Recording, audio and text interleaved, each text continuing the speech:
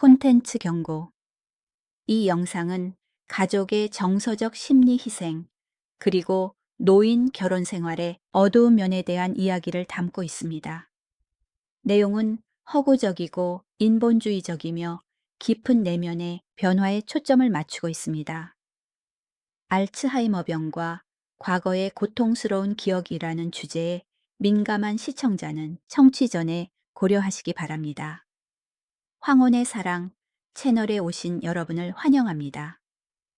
오늘 우리는 뒤늦은 깨달음에 대한 이야기로 들어갈 것입니다. 그곳에서는 반세기 동안 묻혀 있던 비밀들이 갑자기 빛을 보게 되는데, 비난하기 위해서가 아니라 용서하기 위해서입니다. 이야기의 제목은 남산 꼭대기의 녹슨 자물쇠입니다. 50년은 한 사람의 인생이며 수많은 우여곡절이 있는 긴 시간이지만, 우리가 믿었던 모든 것이 무너지거나 가장 고통스러운 방식으로 다시 태어나는 데는 단 1초면 충분하다는 것이 밝혀졌습니다. 어제 서울의 초겨울 추위 속에서 모든 부부가 꿈꾸는 이정표인 금혼식을 준비하기 위해 낡은 오크나무 장롱을 정리하다가 존재하지 말았어야 했거나 진작 알았어야 했던 무언가를 발견했습니다. 그것은 편지였습니다. 종이는 누렇게 바랬고 가장자리는 닳아 있었으며, 제 안에 붉은 벨벳 화장품 상자 깊숙한 곳에 끼워져 있었습니다. 저기 흔들의자에 꼼짝 않고 앉아있는 여인. 김지영 씨는 흐릿한 눈으로 번화한 강남 거리에 첫눈이 내리는 창밖을 하염없이 바라보고 있습니다. 그 편지는 신혼 시절 저에게 보낸 연애 편지가 아니었습니다. 다른 남자에게 보낸 편지도 아니었습니다. 그것은 제 기억 속 가장 혹독했던 겨울인 1994년 12월 24일, 제가 파산하고 명예를 잃고 아내와 아이들을 버리고 캐나다로 혼자 도망치려 했던 그 해에 쓰인 감정의 유서였습니다. 그 당시 그녀의 글씨체는 우아했지만 눈물로 인해 번져 있었습니다. 그녀는 이렇게 썼습니다. 만약 민호 씨가 오늘 밤 떠나고 싶다면 나는 아주 깊이 잠든 척할 것이다. 그가 내가 우는 것을 보지 못하도록, 그리고 처자식을 버렸다는 죄책감 없이 문을 나설 수 있도록 등을 돌리고 누울 것이다. 나는 그가 너무 지쳤다는 것을 알고 있기 때문이다. 저는 할 말을 잃었고 온몸이 부들부들 떨렸으며, 손에 든 얇은 종이가 갑자기 그네 무게처럼 느껴졌습니다. 알고 보니 지영은 결코 어리석지 않았고, 제가 착각했던 것처럼 부엌 구석만 맴돌던 주부가 아니었습니다. 그녀는 모든 것을 알고 있었습니다. 그녀는 그 운명적인 밤, 저의 비열하고 비겁함을 꿰뚫어 보았지만 침묵을 택했습니다. 남편의 마지막 존엄성을 지켜주기 위한 위대하고 고통스러운 침묵이었습니다. 그리고 오늘 끔찍한 알츠하이머병이 그녀의 기억을 지워버려 자신의 이름도 잊고 젓가락 잡는 법조차 잊게 만든 지금에서야 저는 이 진실을 알게 되었습니다. 저는 결심했습니다. 오늘 당장 그녀를 데리고 남산 타워로 돌아가야 합니다. 사라져가는 그녀의 기억을 붙잡기 위해서가 아니라 과거의 그 녹슨 사랑의 자물쇠를 찾아 제 죄 많은 영혼을 위해 무릎 꿇고 용서를 빌기 위해서입니다. 서울 강남의 200평방미터에 달하는 고급 아파트는 오늘따라 소름 끼치도록 고요합니다. 현재의 부유함은 늙은 두 사람의 고독을 더욱 부각할 뿐입니다. 두꺼운 방음 유리 밖으로는 첫눈이 굵게 내리기 시작하여 테헤란로를 따라 늘어선 앙상한 가로수들을 하얗게 덮고 있습니다. 거실에는 75세의 최민호 씨가 진짜 가죽 소파에 주저앉아 여전히 누렇게 바랜 종이를 꽉 쥐고 있습니다. 괴종 시계가 똑딱똑딱 소리를 내며 과거의 두드림처럼 가슴을 때립니다. 그의 맞은편에는 반세기를 함께한 아내 지영 씨가 전기 벽난로 근처 흔들의자에 앉아 있습니다. 한때 가을 호수처럼 맑게 빛나던 그녀의 눈은 이제 병마로 인해 탁한 안개가 덮여 있습니다. 그녀는 허공을 응시하며 때로는 아이들의 이름을 부르고 때로는 3년 전부터 문 밖을 나설 수 없었음에도 불구하고 김장을 위해 물을 사러 시장에 가는 이야기를 하는 등 의미 없는 말들을 끊어질 듯 중얼거립니다. 그녀는 과거와 현재가 뒤섞인 혼란스러운 세상 속에 살고 있고 바로 앞에 살아있는 남편 최 씨는 보이지 않는 낯선 사람이 되었습니다. 최 씨는 아내를 바라보며 누군가 칼로 살을 베어내는 듯한 아픔을 느낍니다. 알츠하이머병은 그녀에게서 모든 것을 앗아갔습니다. 명석함, 자존심, 기쁘고 슬픈 추억들, 그리고 이제는 남편의 모습까지도요. 하지만 지금 그를 숨 막히게 고통스럽게 하는 것은 그녀의 망각이 아니라 방금 발견한 진실의 무게입니다. 1994년 아시아 금융위기인 IMF가 닥쳐와 몇 년 후 한국을 황폐화하기 전 초에 씨의 작은 수출입 회사가 먼저 무너졌습니다. 그는 친한 친구를 잘못 믿고 거액의 대출 보증을 섰다가 그 친구가 돈을 들고 도망쳐버린 것입니다. 빚더미에 앉고 조폭들이 밤낮으로 협박하며 문 앞에 페인트를 뿌리고 한밤중에 협박 전화를 걸어왔습니다.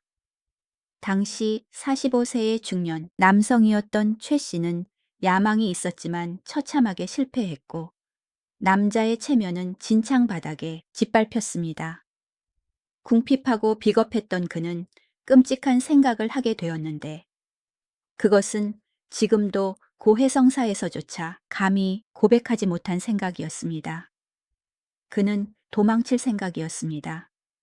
마지막 남은 차를 몰래 팔고 얼마 안 되는 현금을 모아 먼 친척이 있는 캐나다행 편도 비행기 표를 샀습니다. 그는 빚쟁이들의 소나귀에 아내와 두 어린 자녀를 남겨두고 스스로 해결하게 할 작정이었습니다. 짐을 싸서 여권을 침대 밑에 숨겼습니다. 그날 밤은 12월 24일이었고 눈이 많이 내렸습니다. 그는 처자식이 깊이 잠들기를 기다려 가방을 들고 나갈 생각이었습니다. 하지만 침실 문 앞에 선 순간 그는 희미한 등불 아래 앉아 큰아들의 날고해진 교복 외투를 바느질하고 있는 지영을 보았습니다. 앙상한 뒷모습. 추위에 떨면서도 꼿꼿함을 유지하려는 그녀의 어깨를 보고 그의 발은 바닥에 못 박힌 듯 멈췄습니다.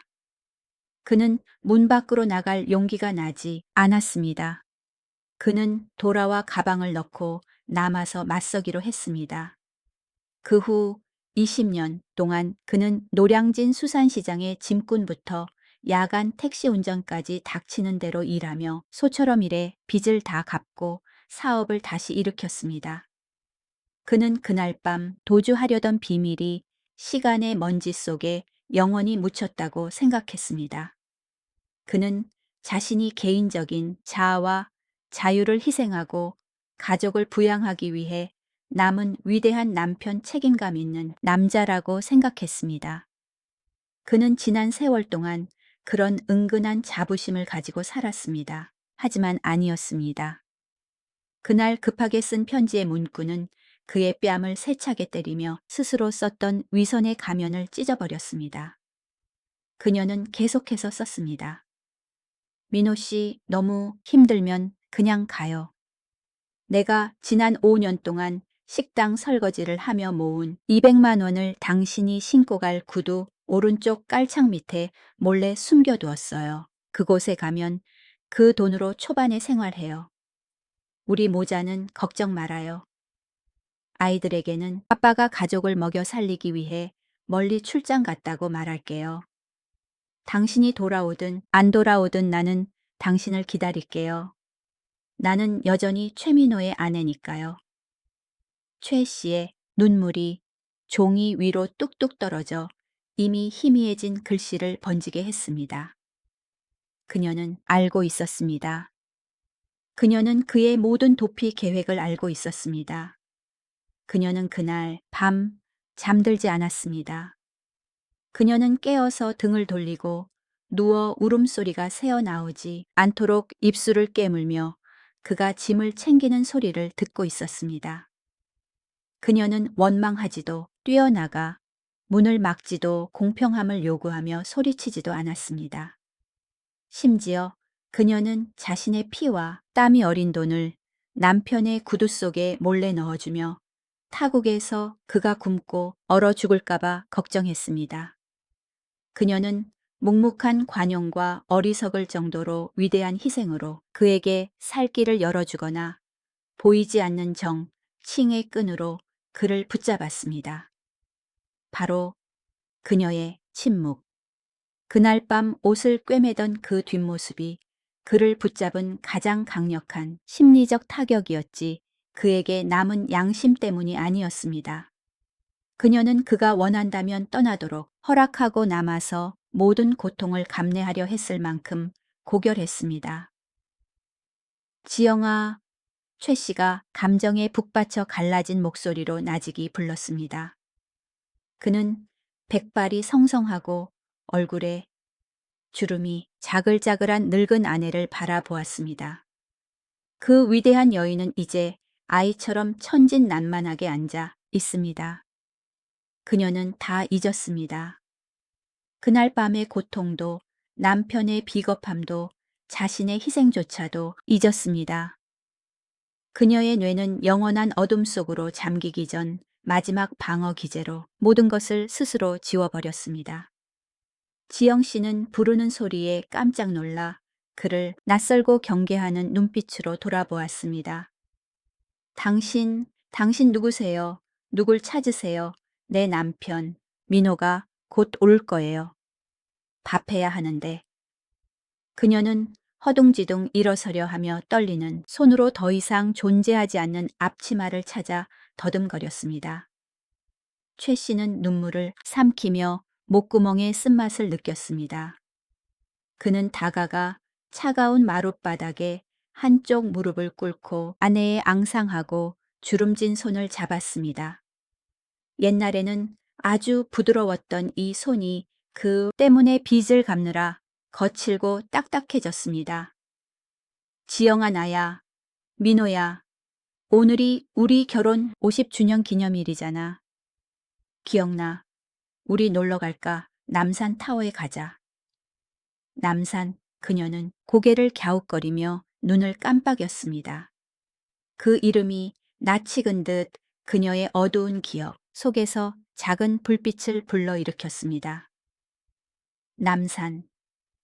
거기에 군고구마 파나 민호는 겨울에 따끈한 군고구마 먹는 걸 좋아하는데 그는 씁쓸하게 웃으며 여전히 뺨에 눈물을 흘렸습니다. 있어. 군고구마 있어. 케이블카도 있고. 그리고 우리가 25 살 때 난간에 같이 채웠던 파란색 사랑의 자물쇠도 있어. 당신이 그랬잖아. 거기에 자물쇠를 채우면 평생 함께 한다고. 기억나. 그녀는 대답 없이 그저 살아있는 부처님처럼 인자하게 천진난만한 미소만 지었습니다. 최 씨는 일어나서 가장 두꺼운 털 코트를 꺼내 아내에게 조심스럽게 입히고 그녀가 가장 좋아하는 빨간색 목도리를 둘러주었습니다. 그는 결심했습니다. 눈이 많이 오고 두 사람의 건강이 약해졌더라도 지금 당장 그녀를 그곳으로 데려가야 합니다. 의사가 가망 없다고 했기에 그녀의 기억을 되찾기 위해서는 아닙니다. 그가 그녀를 데려가는 건 자신을 위해서입니다. 그는 30년 동안 아내에게 빚진 사과의 말을 하기 위해 그 옛날의 녹슨 자물쇠의 앞 천지간에 서야 합니다. 그는 젊은 시절의 맹세 한때 헌 신발짝처럼 버리려 했던 그 맹세를 마주해야 합니다. 그는 은혜를 베푸는 남편으로서가 아니라 평생 갚아도 못 갚을 바다보다 깊은 은혜를 입은 빚진 자로서 그녀의 손을 잡고 인생의 남은 비탈길을 걷고 싶습니다. 차는 아파트 지하 주차장을 빠져나와 서울의 하얀 눈 속으로 돌진하며 늙은 두 사람과 상처투성이지만 어떤 동화보다 위대한 사랑을 싣고 달립니다. 낡은 주황색 택시가 서울 도심의 소란스러움을 뒤로하고 남산 타워로 이어지는 구불구불한 언덕길을 천천히 기어 올라갔습니다. 차 문이 열리자마자 한국 특유의 겨울바람이 몰아치며 살을 내는 듯한 추위와 뼛속까지 시린 냉기를 가져와 늙은 두 사람의 인내심을 시험하려는 듯 했습니다. 눈송이는 영화처럼 낭만적으로 흩날리는 것이 아니라 얼굴을 따갑게 때렸습니다. 최민호 씨가 먼저 비틀거리며 내렸고 늙고 약한 다리는 추위와 오래된 관절염 재발로 떨렸습니다. 하지만 그는 자신을 걱정하지 않았습니다. 그가 가장 먼저 한 일은 지영 씨를 부축하여 안고 모직 코트 깃을 높이 세우고 진한 빨간색 목도리를 목에 단단히 둘러준 뒤 그녀가 젊은 시절 동대문 가게의 귀한 딸이었을 때부터 가장 좋아했던 갈색 베레모를 고쳐 씌워주는 것이었습니다. 너무 추워. 민호 씨 추워. 지영 씨는 젖은 날개를 가진 참새처럼 몸을 잔뜩 움츠리고 입술이 파랗게 질린 채 낯선 공간을 두려운 눈빛으로 둘러보았습니다. 최 씨는 아내의 차가운 두 손을 잡아 자신의 크고 거친 손바닥 안에 넣고 따뜻한 입김을 불어넣었습니다. 힘내요, 여보. 조금만 더 가면 돼요. 케이블카 안에 들어가면 금방 따뜻해질 거야. 내가 여기 있잖아. 춥지 않아. 그의 목소리는 낮고 따뜻하게 어리둥절한 아내를 안심시키려 했지만 그의 마음속 폭풍은 바깥의 눈보라보다 더 차가웠습니다. 그는 그녀를 부축하여 한 걸음 한 걸음 느리고 힘들게 불이 환하게 켜진 케이블카 승강장을 향해 걸었습니다. 폭신한 눈 위로 남겨진 두 사람의 발자국은 마치 지난 50년의 결혼 생활처럼 때로는 한 사람이 손을 놓고 싶었을 때조차 서로를 이끌며 걸어온 두 개의 평행선 같았습니다. 케이블카 객실 문이 닫히고 바깥의 추위를 차단하자 공간은 갑자기 고요해졌다. 객실은 천천히 위로 떠올라 하얀 눈으로 뒤덮인 나무 꼭대기를 스쳐 지나갔다. 아래로는 서울 시내가 고층 빌딩들의 수백만 개, 넌 불빛으로 반짝이는 은하수처럼 펼쳐졌고 꼬리를 문 차량 행렬은 잠들지 않는 혈관처럼 붉게 빛났다. 최 씨는 유리창에 바짝붙어 평생을 함께한 도시를 내려다보았고 순간 50년 전의 기억이 슬로모션 영화처럼 생생하고 선명하게 밀려와 현실을 압도했다. 그 시절 서울은 이렇게 화려하고 웅장하지 않았다. 70년대 도시는 건설, 현장의 먼지로 가득했고 좁은 골목길과 매일 오후 진동하던 연탄 냄새가 있었다. 그때 그들은 가난한 대학생이었고 서툴지만 강렬한 감정으로 사랑했으며 지영 씨 가족의 심한 반대 때문에 몰래 만났다. 그는 전라도 깊은 시골의 가난한 농부의 장남으로 빈손과 성공에 대한 열망만 가지고 서울로 올라왔다. 반면 그녀는 동대문 시장에서 한두 손가락 안에 꼽히는 큰 포목점, 주인의 귀한 딸로 비단결 속에서 살며 찬물에 손 한 번 담가 본 적 없었다. 배경의 차이는 그들을 가로막는 견고한 성벽 같았지만 젊은 날의 사랑은 모든 편견에 감히 도전할 수 있는 유일한 무기였다. 그는 그녀에게 프로포즈하기로 결심했던 날을 생생하게 기억한다. 촛불과 꽃이 있는 고급 레스토랑도 아니었고 감미로운 바이올린 연주도 없었다. 그날 그는 주머니를 털고 일주일 내내 점심을 굶었지만 가장 얇은 금반지 하나 살 돈조차 부족했다. 그는 보석상 앞에서 자격지심과 열등감에 사로잡혀 서성거렸다. 결국 그는 골목 어귀, 이 할머니의 잡화점으로 달려가 시골 닭장 문을 잠글 때나 쓰는 가장 싼 구리 자물쇠 하나를 샀다. 그는 밤새도록 자물쇠의 뒷면을 갈아내고 무딘 칼끝으로 두 사람의 이름을 새겼다. 비뚤배뚤하고 거친 조각이었지만 젊은 청년의 모든 진심이 담겨 있었다. 민호 앤드 지영, 영원히 함께. 그날 바람이 거센 남산 타워 정상에서 그는 떨리는 손으로 자물쇠를 그녀 앞에 내밀며 부끄러움에 고개를 숙였다. 다이아몬드 반지는 없지만 내 인생에 당신 인생을 꽉 잠가둘게. 이것밖에 없어. 받아줄래? 그는 그녀가 거절할까봐, 비웃을까봐 두려웠다. 하지만 아니었다. 지영은 행복의 눈물을 흘리며 울음을 터뜨렸다. 그녀는 보물처럼 자물쇠를 받아들고 그와 함께 철조망에 채운 뒤 두 사람 함께 작은 열쇠를 아래 깊은 숲속으로 던져버렸다. 그들은 하늘과 땅에 남산의 산바람에 맹세했다. 이 열쇠를 다시 찾지 않는 한 우리는 헤어지지 않는다.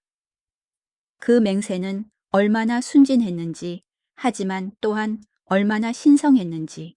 여보, 지영 씨의 약하고 머뭇거리는 목소리가 그를 먼 기억의 영역에서 현실로 확 잡아당겼다. 최 씨는 깜짝 놀라 아내를 돌아보았다.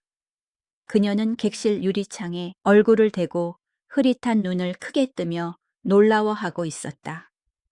왜 그래 추워. 그녀는 고개를 저으며 앙상한 손가락으로 객실이 승강장에 진입할 때 보이는 전망대, 난간에 빽빽하게 매달린 형형색색의 자물쇠, 뭉치들을 가리켰다.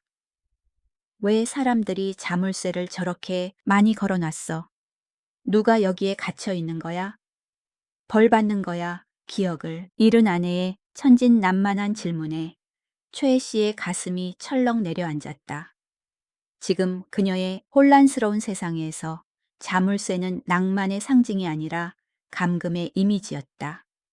그리고 씁쓸하게도 어쩌면 그녀의 말이 맞을지도 모른다. 결혼은 때로 자발적인 감금이기도 하다. 지난 세월 동안 그녀는 옛날 그 구리 자물쇠가 아니라 희생과 인내로 자신의 삶을 그의 파란만장한 삶에 스스로 올가매었다. 그녀는 가난 속에, 기다림 속에, 그가 실패할 때마다 느끼는 불안 속에 자신을 가두었고 그가 자신의 꿈을 향해 자유롭게 몸부림칠 수 있게 했다. 최 씨는 콧날이 시큰해지며 일그러진 미소를 지었다. 아니야 여보. 아무도 갇히지 않았고 아무도 벌받지 않아. 그들은 자발적으로 한 거야.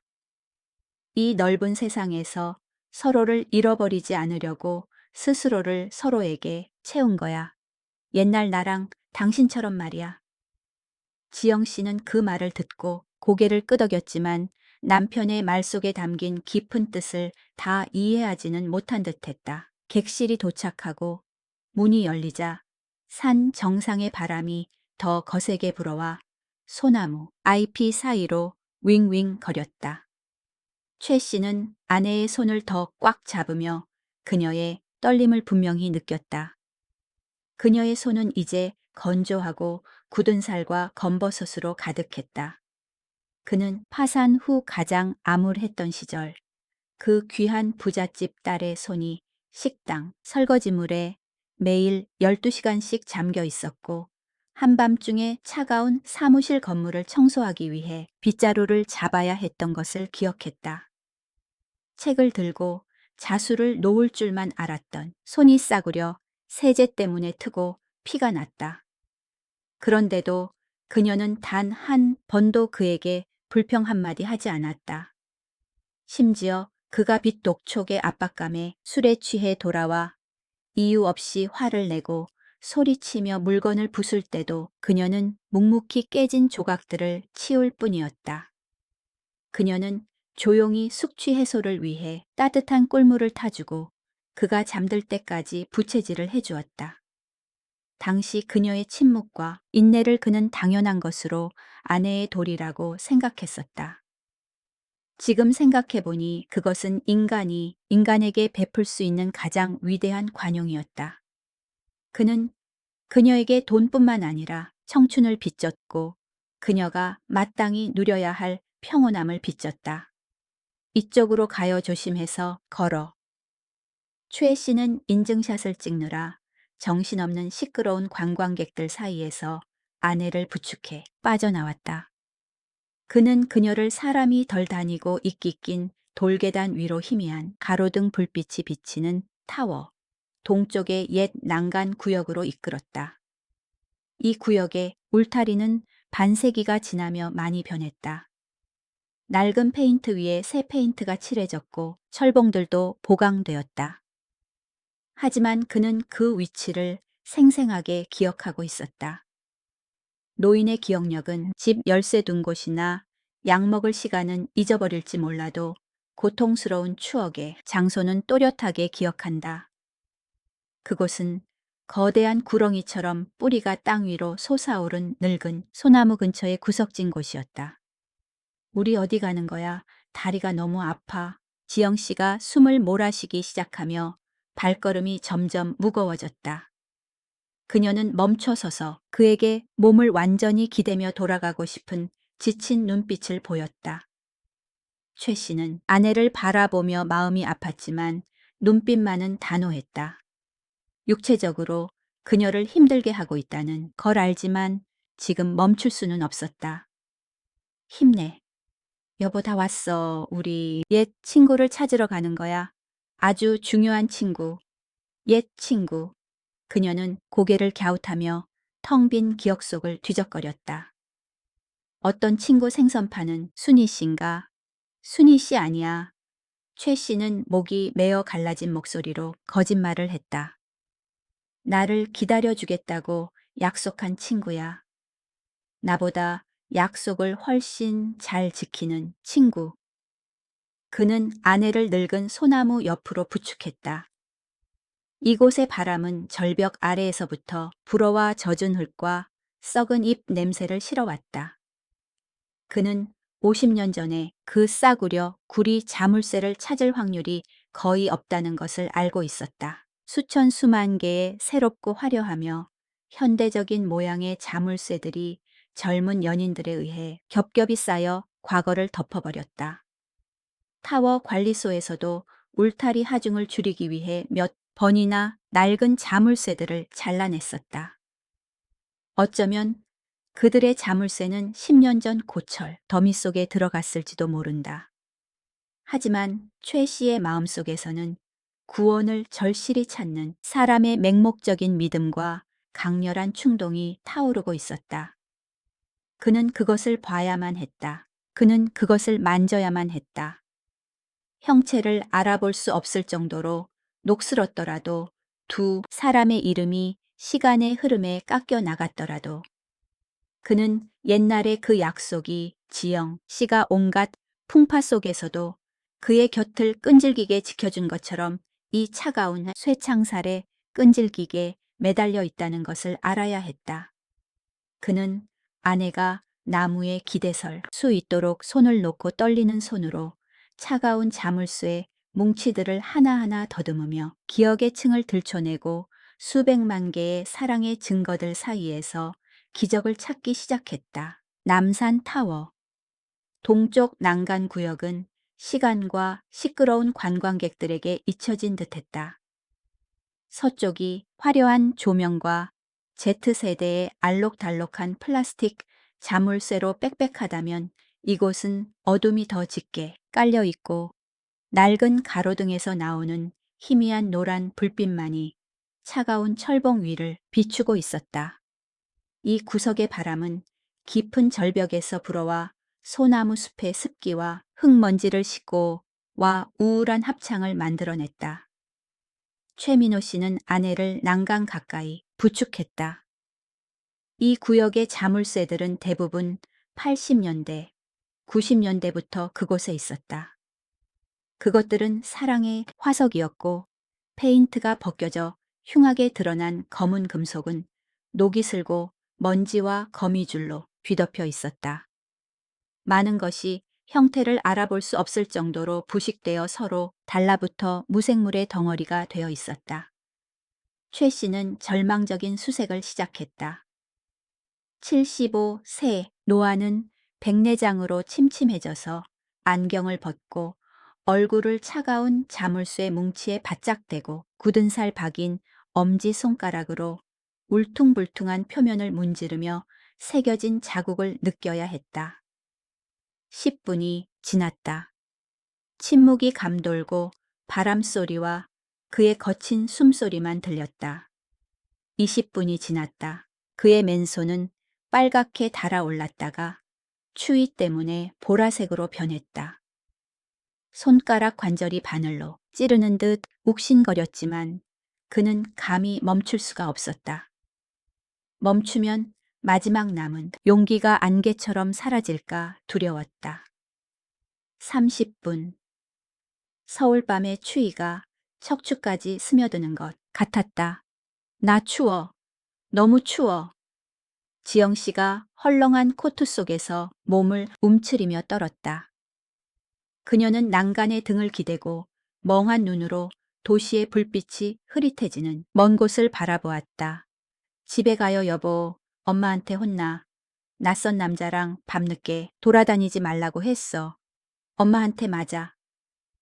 아내의 중얼거림이 최 씨의 가슴을 칼로 도려내는 것 같았다. 그녀는 또 헷갈리고 있었다. 지금 그녀의 혼란스러운 마음 속에서 그녀는 70세 노파가 아니라 가족 몰래 데이트를 나온 18세 소녀 지영이었다. 그녀는 엄마의 매질을 두려워하고 있었고 옆에 서 있는 남자는 양심의 심판을 두려워하고 있었다.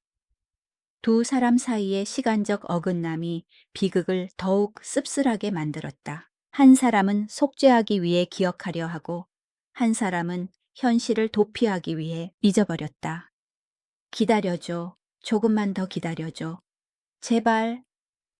최 씨는 추위와 두려움의 목소리가 갈라진 채 간청했다. 영하의 날씨 속에서도 이마에 식은땀이 흘러나와 즉시 증발해 버렸다. 그는 혼란스러운 금속 더미를 미친 듯이 뒤지며 두꺼운 먼지층을 걷어내고 익숙한 이름을 찾으려 애썼다. 민호 앤드 지영, 민호 앤드 지영. 그 이름은 어디에 있는가? 철수 앤드, 영희, 동욱 앤드, 미란. 수천 개의 낯선 이름들이 그의 손가락 밑을 스쳐 지나갔다. 낯선 맹세들. 그는 절망감이 차오르는 것을 느꼈다.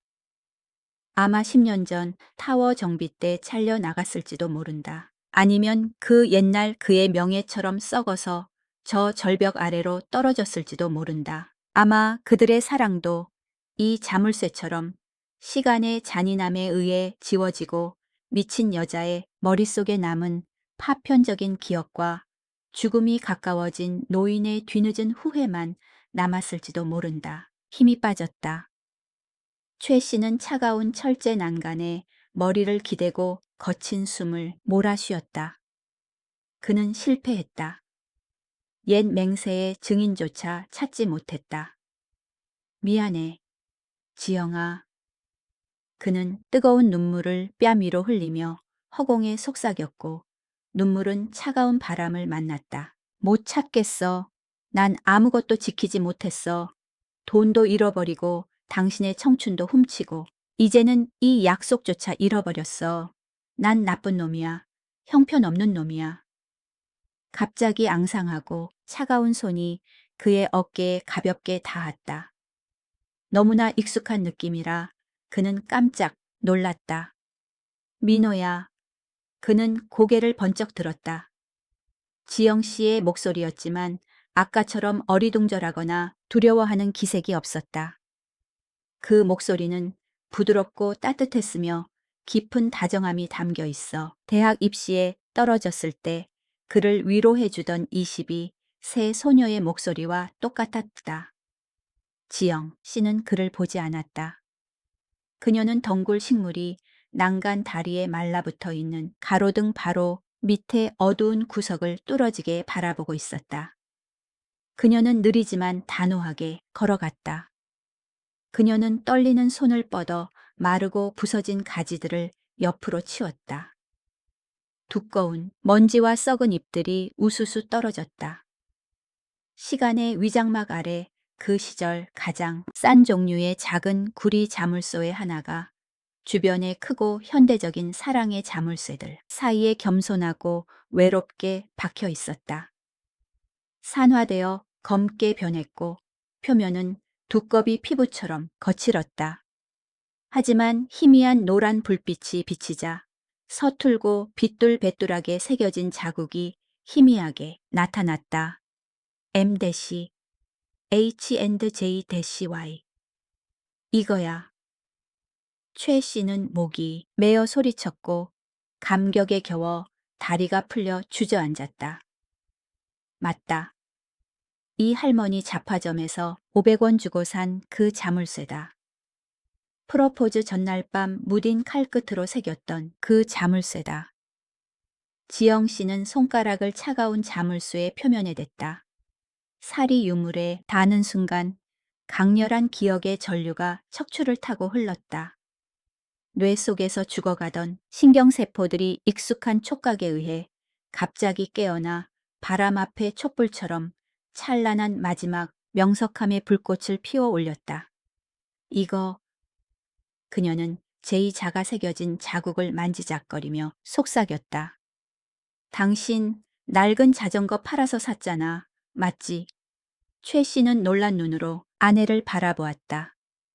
그녀가 기억한다. 그 디테일을 기억한다. 그날 그녀를 데리고 놀러 가고 이 자물쇠를 사기 위해 그는 신문 배달 아르바이트를 하던 유일한 수단인 자전거를 팔았다. 맞아. 맞아, 지영아. 그는 달려가 그녀의 손을 꽉 잡고 목소리를 터뜨렸다. 나 자전거 팔았어. 그리고 당신은 할머니가 주신 은비녀 팔아서 우리 둘 케이블카 표 샀잖아. 우리 여기서 맹세했잖아. 기억나. 그녀는 가볍게 고개를 끄덕이며 깊은 눈으로 그를 바라보았다. 그 시선은 늙은 껍데기를 뚫고 그 옛날 젊은 청년의 영혼을 똑바로 바라보는 듯 했다. 최 씨는 더 이상 참을 수 없었다. 그는 아내를 와락 껴안고 어깨에 고개를 묻은 채 흐느껴 울었다. 75, 새 노인의 울음소리가 산 정상에 울려 퍼졌고 고통스러우면서도 해방감이 느껴졌다. 지난 20년 동안 억눌러 왔던 모든 자책감이 이 순간 터져 나왔다. 미안해. 1000번 만번 미안해. 94년 그 겨울밤 당신을 버리려고 했어. 짐을 싸서 나 혼자 캐나다로 도망치려 했어. 나는 비겁하고 못난 놈이야. 당신이 내 구두 깔창에 몰래 200만 원을 넣어둔 거 알아. 다 알아. 왜 한 번도 말 안 짜 했어? 내가 도망가려는 거 알면서 왜 침묵했어? 왜 그 고통을 수십 년 동안 혼자 감당했어? 그는 모든 것을 고백했다. 고백의 말들이 목맨 흐느낌 속에서 터져 나왔다. 그는 뺨을 맞거나 비난을 듣거나 적어도 분노를 기대했다. 그는 처벌받아 마땅했다. 하지만 아니었다.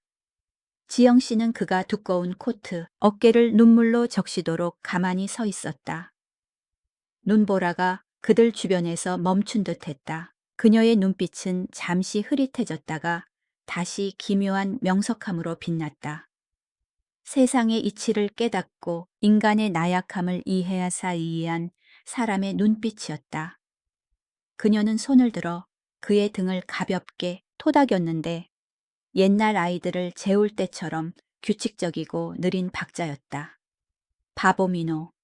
그녀는 이가 빠진 채 주름투성이지만 이상하게도 환하고 따뜻하는 미소를 지으며 웃었다.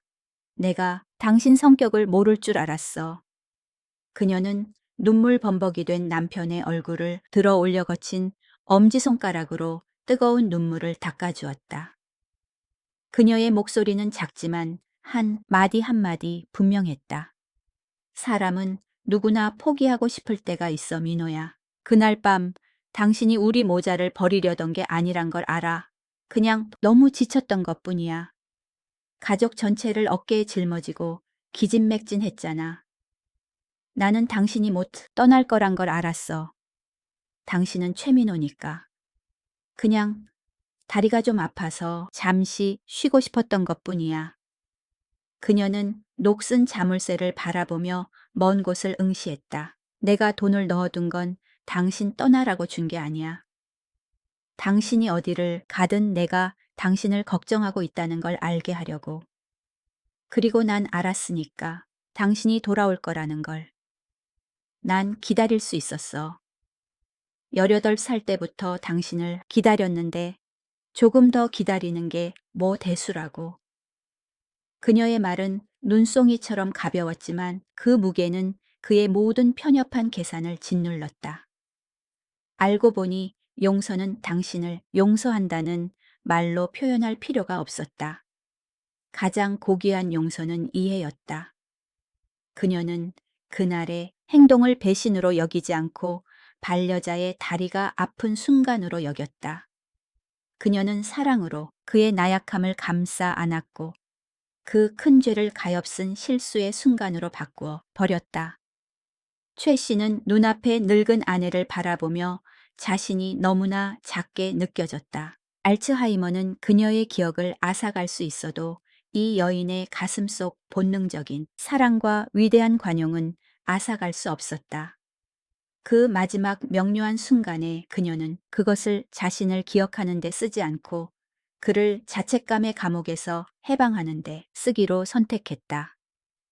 남산 정상의 바람은 여전히 불었지만 최 씨는 더 이상 춥지 않았다. 저 녹슨 자물쇠가 비록 흉하고 낡았지만 50년 동안 끈질기게 버텨온 것처럼 그에 대한 그녀의 사랑도 기억이 허무로 사라져가는 순간에도 묵묵하고 끈질기며 단단했다.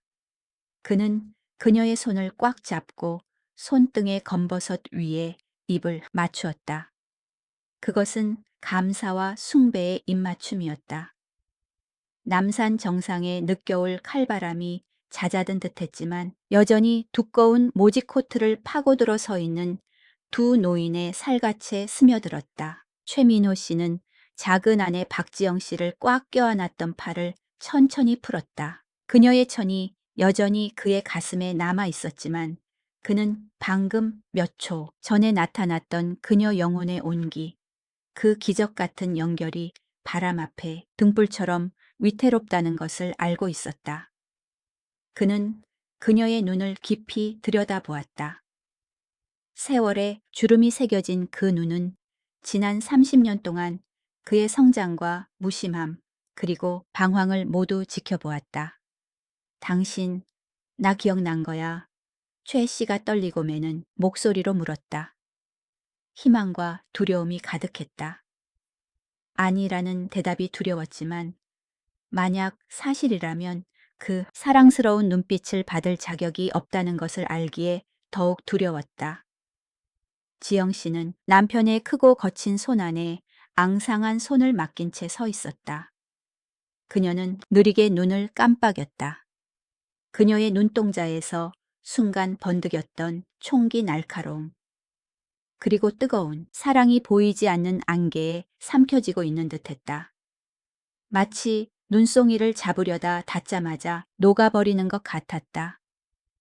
기억의 빛이 물러가고 그 자리를 공허함, 천진난만함, 그리고 잔인한 알츠하이머병의 영원한 밤이 대신했다. 그녀는 고개를 갸웃거렸고 희끗희끗한 눈썹이 살짝 찌푸려지며 탐색과 낯설음이 가득한 표정을 지었다. 누구세요? 그녀가 물었다. 가벼운 질문이었지만 천근의 바위처럼 최 씨의 가슴을 강타했다. 그녀의 목소리는 방금 용서를 말하던 아내의 목소리가 아니라 길을 잃은 아이의 천진난만하고 겁에 질린 목소리로 돌아와 있었다. 왜 울어요, 할아버지? 엄마 잃어버렸어요. 엄마, 어디 갔어요? 최 씨는 멍하니 서 있었다. 주변의 모든 세상이 무너지는 듯했다. 바람소리, 주변 젊은 연인들의 웃음소리, 확성기에서 나오는 음악소리. 모든 것이 웅웅거리며 들렸다. 그는 눈앞의 여인을 멍하니 바라보았다. 방금 전까지만 해도 그녀는 그의 아내였고 청춘의 지영이었으며 그와 100년을 약속한 사람이었다. 하지만 눈 깜짝할 사이에 그녀는 다시 환자로 늙은 육체 속의 아이로 돌아갔다. 그는 눈을 감고 짠 눈물을 삼키며 헛웃음을 터뜨렸다. 씁쓸하고 일그러졌지만 체념이 담긴 웃음이었다. 그 기적 같은 순간 그녀가 그의 이름을 부르고 옛 약속을 이야기하던 그 순간은 3분도 차이되지 않았다. 하지만 최 씨에게 그 3분은 돈을 벌기 위해 가족을 소홀히 하며 앞만 보고 달렸던 30년보다 더 소중했다. 그녀는 가장 중요한 순간에 기억해냈다. 그녀는 그가 가장 듣고 싶었던 말을 해주었다. 그녀는 그를 용서했다. 지금이 아니라 30년 전부터 그 용서는 술처럼 그녀의 마음속에 익어 있었고 해방될 오늘만을 기다리고 있었던 것이다. 최 씨는 고개를 돌려 형형색색의 사랑의 자물쇠가 빽빽한 철제 난간을 바라보았다. 수만 개의 새롭고 반짝이며 젊은 커플들의 이름이 새겨진 자물쇠들 사이로 그들의 녹슬고 검게 변한 자물쇠가 여전히 그곳에 있었다. 작고 못생겼으며 페인트는 완전히 벗겨져 산화된 거친 금속을 드러내고 있었다. 더 크고 예쁜 자물쇠들에 눌리고 가려져 있었다. 하지만 여전히 버티고 있었다. 절벽으로 떨어지지 않았다. 그는 차가운 자물쇠에 손을 댔다. 거친 감촉이 손끝에 전해지자 가슴이 욱신거렸다. 이 자물쇠는 그에 대한 지영 씨의 사랑과 똑같았다. 조용하고 낡고 화려하지 않으며 모든 폭풍우와 그의 무심함을 견뎌냈지만 놀랍도록 끈질겼다. 저 새로운 자물쇠들은 화려할지 모르지만 과연 30년의 비바람을 견딜 수 있을까 하지만 그녀의 자물쇠는 모든 것을 증명했다. 응, 나 길을 잃었어. 최 씨는 깊은 숨을 들이쉬고 급히 눈물을 닦으며 아내 목에 진한 빨간색 목도리를 부드럽게 고쳐주었다. 그는 어린아이를 달래는 아버지의 인자한 미소를 지었다. 하지만 집을 찾았어. 당신이 바로 내 집이야. 이제 다시는 길을 잃지 않을게. 지영 씨는 그를 올려다보았고 나이 들어 흐릿해진 눈에 아이 같은 호기심이 서렸다.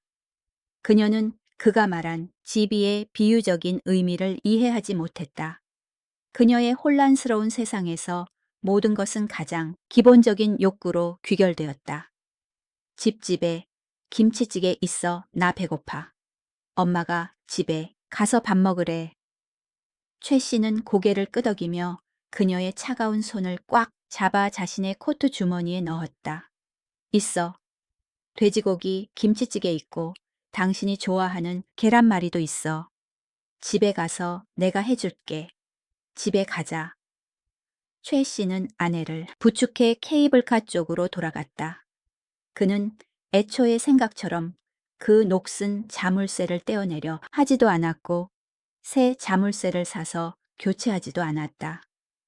그는 서울의 하늘과 땅 사이 시간의 증인들 사이에 그것을 그대로 두었다. 과거는 바꿀 수 없으며 사랑이 항상 새롭고 반짝일 필요는 없다는 것을 깨달았기 때문이다. 진정한 사랑은 삶의 녹슨 흔적까지도 받아들이는 것이다. 산 아래로 내려가는 케이블카 안에서 서울 시내가 환상적으로 펼쳐졌다. 고층 빌딩들의 화려한 노란 불빛, 끝없이 이어지는 빛의 강 같은 차량 행렬. 최 씨는 아내를 바라보았다. 지영 씨는 여행에 지쳐 그의 어깨에 머리를 기대고 고른 숨을 내쉬며 평온하게 잠들어 있었다. 그녀는 방금 일어난 일을 다 잊고 옆에 앉은 남자가 누구인지도 잊은 채 잠이 들었다. 최 씨는 창밖으로 멀리 굽이쳐 흐르는 한강을 바라보았다. 마음이 천근의 짐을 벗은 듯 가벼워졌다. 지난 세월 그는 죄책감 속에 살았다. 일이 잘 풀릴 때 다른 여자에게 마음이 흔들린 적도 있었다. 접대하느라 수천 번의 밤을 그녀 혼자 밥 먹게 내버려둔 적도 있었다. 자유를 찾아 이혼을 생각한 적도 있었다. 돈으로 비싼 선물로 보상하려 했지만 갚을 수 없는 은혜를 빚졌다는 생각에 마음은 늘 무거웠다. 하지만 오늘 바람 부는 남산 정상에서 그는 대답을 얻었다. 그에 대한 그녀의 사랑은 요구가 아니라 존재였다. 그녀는 그가 완벽하기를 원하지 않았다. 그녀는 그저 그가 그곳에 있어주고 무서울 때 손을 잡아주며 길을 잃었을 때 집으로 데려다 주길 원했을 뿐이다. 붐비는 서울 거리를 택시가 달렸다. 가로등, 불빛이 깊이 잠든 지영의 얼굴 위로 번득이며 스쳐 지나갔다. 최 씨는 아내의 이마에 헝클어진 흰 머리를 부드럽게 쓸어 넘겼다. 그는 내일이면, 아니 당장 잠에서 깨어나면 그녀가 다시 모든 것을 잊어버릴 것임을 알고 있다. 그녀는 다시 그가 누구냐고 묻고 엄마를 찾겠다고 떼를 쓰고 익숙한 물건이 보이지 않으면 공포에 질릴 것이다. 소리 지르고 물건을 부수거나 낯선 사람 보듯 그를 바라보는 날들도 있을 것이다. 그녀가 벌어놓은 전쟁터를 치우느라 밤을 꼬박 사이우는 날들도 있을 것이다. 하지만 그는 더 이상 슬퍼하거나 절망하지 않을 것이다. 그는 비밀 하나를 알게 되었으니까. 저 혼란스럽고 부서진 무의식 깊은 곳에 민호라는 이름이 뼈에 사무치게 새겨져 있다는 것을. 그것은 남산 정상의 녹슨 자물쇠처럼 시간의 흐름에 깎이고 망각에 덮여도 그곳에 굳건히 있어 아무도 풀 수 없다는 것을. 최 씨는 아내의 손을 꽉 잡고 아마 그녀는 듣지 못하겠지만 하늘과 땅이 증언할 말을 속삭였다. 지영아, 이번 생에 나는 너에게 온전한 청춘을 빚졌어. 남은 날들 동안 내가 너의 다리가 되고 기억이 되어줄게. 너는 온 세상을 다 잊어도 돼. 내가 너를 기억하면 충분하니까. 택시는 마포구의 좁은 골목으로 들어서서 두 노인을 보금자리로 데려다 주었다. 젊은 날의 웃음소리는 없을지 몰라도 김치찌개 냄새와 폭풍우를 지나온 사랑의 평온함이 늘 따뜻하게 감도는 집이다. 여러분, 최 씨와 지영 씨의 남산타워 여행 이야기는 여기서 끝을 맺지만 그 여운은 분명 우리 모두의 가슴 어딘가에 남아있을 것입니다. 길고 넓은 이 인생에서 누구나 과거의 최 씨처럼 약해지고 모든 책임을 버리고 도망치고 싶을 때가 있습니다. 우리는 문 밖에 화려한 것들을 쫓느라 정신이 팔려 차가운 내 벽을 따뜻한 보금자리로 만들고 집을 지탱해 주는 것은 바로 배우자의 묵묵한 관용과 끈질긴 기다림이라는 사실을 잊곤 합니다. 노년 가장 두려운 것은 죽음도 가난도 아닙니다. 가장 두려운 것은 망각입니다. 가장 사랑하는 사람의 눈을 바라보지만 끝없는 공허함만 보이는 것입니다. 하지만 이 이야기를 통해 이성과 기억의 한계를 넘어서는 감정이 있다는 것을 믿으시기 바랍니다. 그것은 본능이 되어 피와 살에 스며들고 척추 깊숙이 자리 잡습니다. 뇌는 이름을 잊을 수 있어도 심장은 사랑하는 사람의 고동을 기억합니다. 지금 당신의 손을 잡고 있는 사람, 오늘 저녁을 함께 먹을 사람을 바라보세요. 그들을 소중히 여기십시오. 기억이 희미해질 때까지 기다리지 말고 다리에 힘이 빠져 추억의 산 정상에 오르지 못하게 될 때까지 기다리지 말고 서둘러 약속을 찾으러 가십시오. 만약 당신에게 비밀이나 후회 혹은 배우자에게 미처 하지 못한 감사의 말이 있다면 지금 당장 말하십시오. 혹은 가능한 지금 당장 행동으로 보상하십시오. 시간은 잔인해서 누구의 후회도 기다려주지 않기 때문입니다. 황혼의 사랑 채널에서 이 감동적인 이야기를 들어주셔서 감사합니다. 이 이야기가 여러분에게 부부의 정칭의 가치에 대한 약간의 온기와 성찰을 가져다 주었기를 바랍니다. 이 이야기가 당신의 마음에 닿았다면 소감을 댓글로 남기고 가장 사랑하는 사람에게 공유해 주세요. 안녕히 계십시오. 다음 이야기에서 다시 뵙겠습니다.